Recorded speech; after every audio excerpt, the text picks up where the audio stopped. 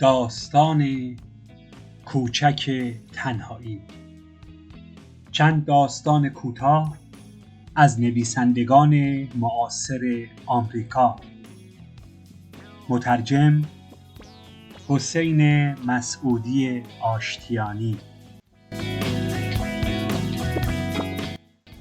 قسمت دوم، بخش سوم.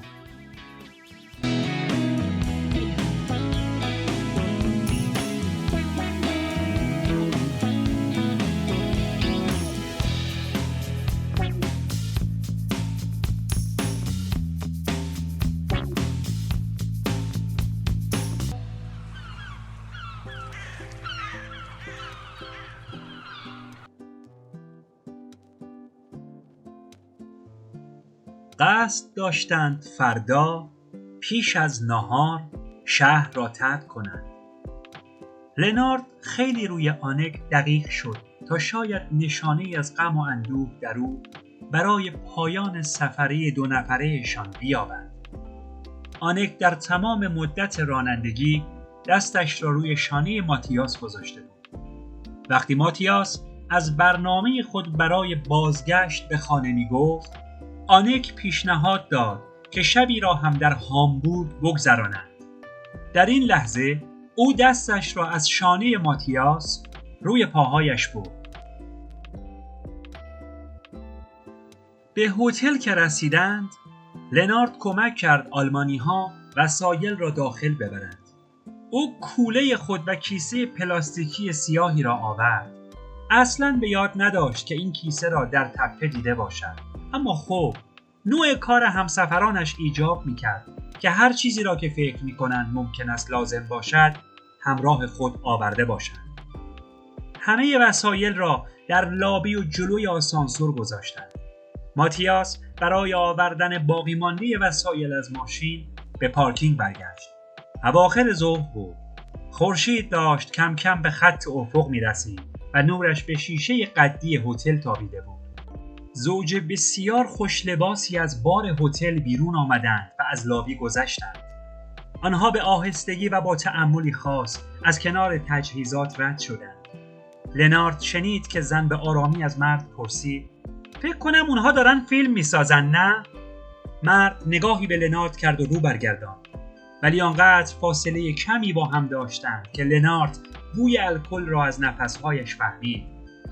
روزی که به هتل رسیده بود، 2 بطری ویسکی ژاپنی از فردریکس هاون خریده بود. بطری اول تمام شده بود و الان دوست داشت به اتاق برود تا ته بطری دوم را نیز درآورد. با رد شدن آن زوج، آنک به سمت لنارد آمد و با لبخندی شیرین گفت: فهمیدم چی کار کردی. لنارد گفت: ببخشید. صورتش داغ شد و به آنک زل زد. آنک گفت: یه حدس هایی می زدم، ولی الان میتونم با اطمینان بگم چی کار کردی. تو به خاطر لاشه اون پرنده برگشتی، درسته؟ لنارد گفت: من برای آوردن روزنامه برگشتم اونجا، درست همون طوری که بهت گفتم. ما نمیتونیم ماجرا رو به ماتیاس بگیم. به نظرم کاری که کردی هم مسخره است و هم قابل تقدیر، ولی اون حسابی عصبانی میشه. خاکش کردی؟ برای همین هم اومدنت حسابی طول کشید، نه؟ نه خیر. پس چی؟ نکنه با خودت آوردیش؟ نه ابداً. آنک در حالی که به کوله لنارد چشم دوخته بود، آن را از روی زمین بلند کرد و به دست او داد و گفت: ما حالا در مورد همدیگه یه رازهایی رو میدونیم. در همین لحظه بود که ماتیاس با بقیه وسایل به لابی آمد. آنک به او گفت: ببین، ما دوتا داشتیم در مورد شام حرف میزدیم. اون نمیخواد همراهمون بیاد. لنارد گفت: امشب آخرین شب سفرتونه. حتم دارم که قبل از این که برین خونه پیش خانواده هاتون میخواین دوتایی کمی با هم خلوت کنیم. ماتیاس با لحن سرد و خسته‌ای گفت: خیلی خوب. پس شب برای نوشیدنی بیاین پایین. وقتی لنارد به اتاقش رفت، اول از همه کوله اش را در یکی از طبقات کمدی گذاشت که تلویزیون روی آن بود. برای خودش ویسکی ریخت و روی تخت نشست. کانال‌های تلویزیون را عوض کرد. یک سریال کمدی آمریکایی، یک برنامه خبری آلمانی و مستندی در مورد معضل ازدیاد زباله‌ها در اقیانوس‌ها. گوینده فیلم مستند برای اینکه بتواند عظمت اقیانوس را به بینندگان نشان دهد، چندین بار گفت اقیانوس چندین برابر کشور سوئیس وسعت دارد.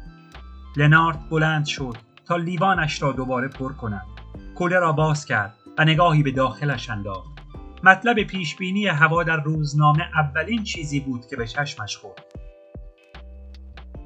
تصویر یک خورشید و یک ابر کنار هم. دستش را داخل کیف برد. بسته کاغذی را بیرون آورد. از هم باز کرد و بدن بیجان پرنده را خارج کرد. آن را روی کمد و کنار شیشه نوشیدنیش گذاشت. لاشه کمی خشک شده بود و منقار به درون دهان فرو رفته بود. پرنده را بالا آورد و به پرهای آن نگاه کرد. بالها را باز کرد تا بفهمد اندازش چقدر است. بعد بدن پرنده را به گونه‌ای روی دستش چرخاند تا به حالتی که ماتیاس و آنک این کار را انجام می‌دادند شبیه شود. روی پای پرنده برچسبی وجود نداشت. پس می‌شد حدس زد جوان بوده و تاکنون درگیر چنین آزمایش‌هایی نبوده است. لاشه را زمین گذاشت و لیوان شراب را بالا برد. چیز زیادی ته لیوان نمانده بود. نکته‌ای شوکه‌آور مثل برق از ذهنش گذشت، چنان که دردی را درون سینه‌اش احساس کرد. یک لحظه خیال کرد سوئیچ ماشین و تلفن همراهش را گم کرده است، ولی زود به یاد آورد که هر دو را در جیبش گذاشته است. به راستی که بدن ما بسیار سریعتر از ذهنمان هر چیز را تجربه می‌کند. لیوان را تا خط نگاهش بالا آورد، به مایع درون آن چشم دوخت و با ناامیدی خاصی برآورد کرد که چه مقدار اندکی از ویسکی مانده است. با یک جرعه هر آنچه را باقی مانده بود نوشید.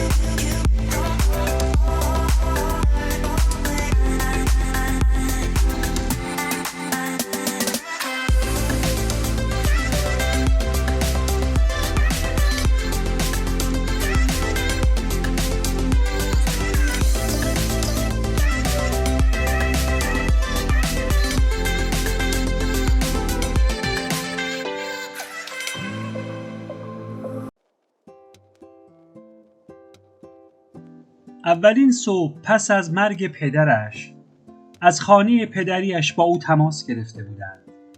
عصر روز قبلش پلیس مرگ او را تایید کرده بود. بنابراین دیدن شماره تلفن آن خانه روی صفحه تلفن، آن هم در ساعات آغاز روز، او را شوکه و کمی هم ترسانده بود. هنریک برانت، مالک خانه بالای جاده و نزدیک به صخره‌ای که پدر به او کله‌گاوی می‌گفت، پشت تلفن بود. هنریک که لنارت را با تماس بی‌موقعش از خواب بیدار کرده بود، چیزی برای گفتن نداشت و حتی نگفته بود الان در آن خانه چه می‌کند. برای تماس، آن هم در آن وقت روز، عذرخواهی کرده بود و به لنارت گفته بود که از شنیدن خبر مرگ پدر او بسیار متاسف است. لنارت واقعاً نمی‌دانست چه پاسخی بدهد و تنها از او به خاطر احساس همدردیش تشکر کرده بود. تنها پس از آن تماس نبود که لنارت احساس کرد شرایط کمی عجیب و غریب است.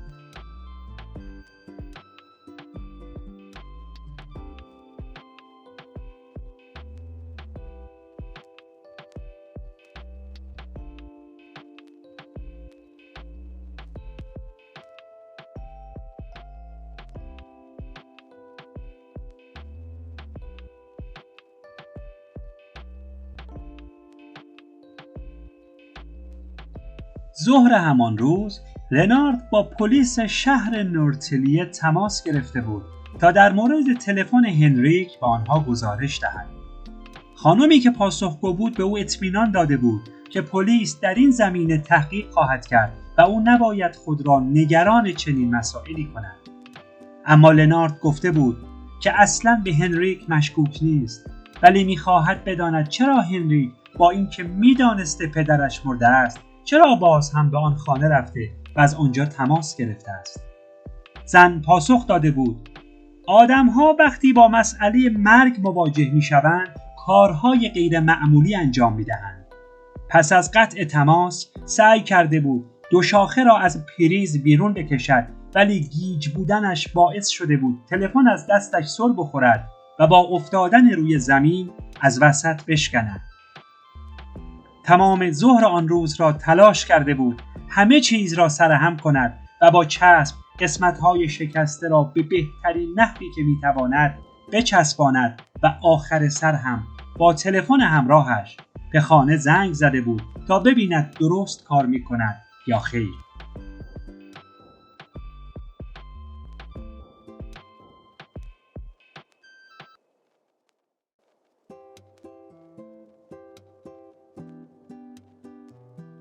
چرخه طبیعت اینجا هم به پایان خود رسیده بود.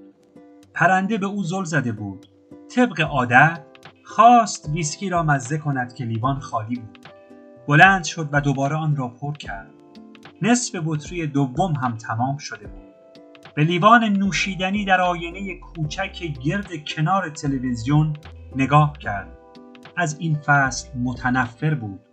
به سمت آینه رفت و تا می توانست به آن نزدیک شد.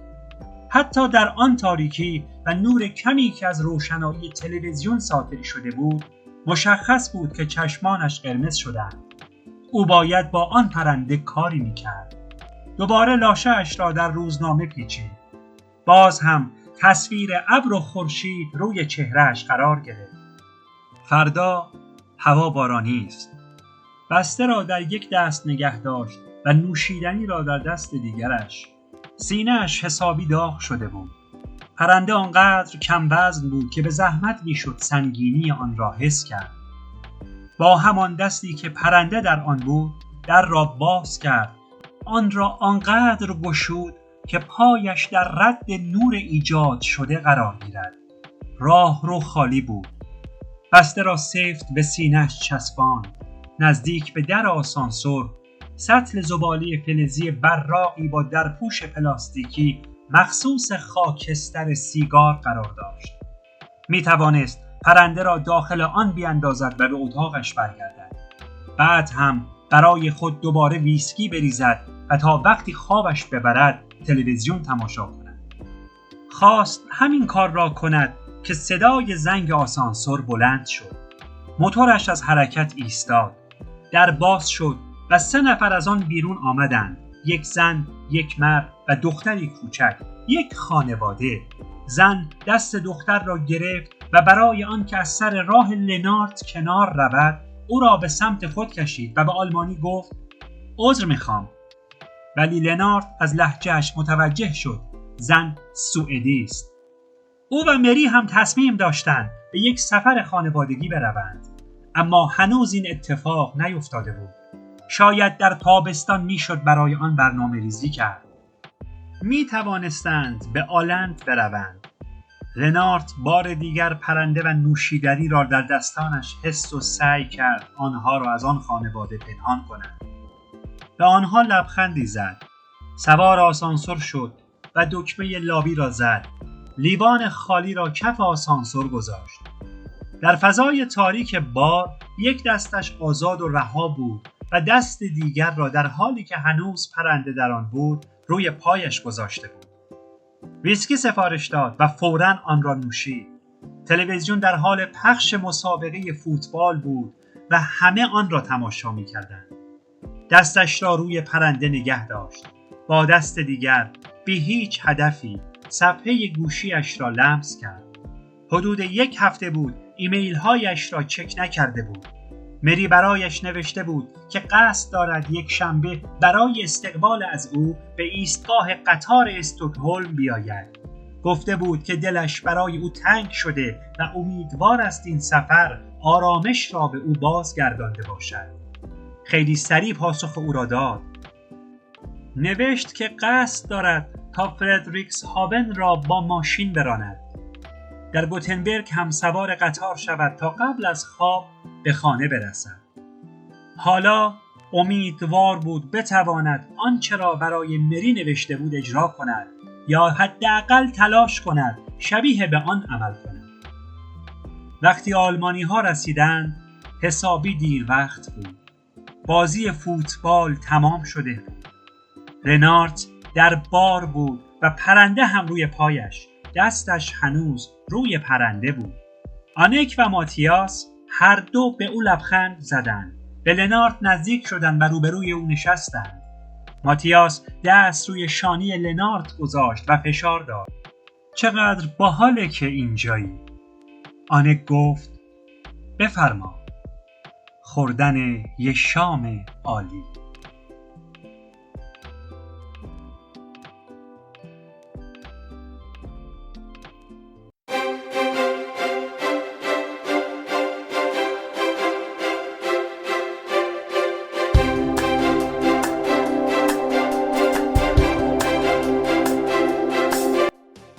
پایان بخش سوم از قسمت دوم.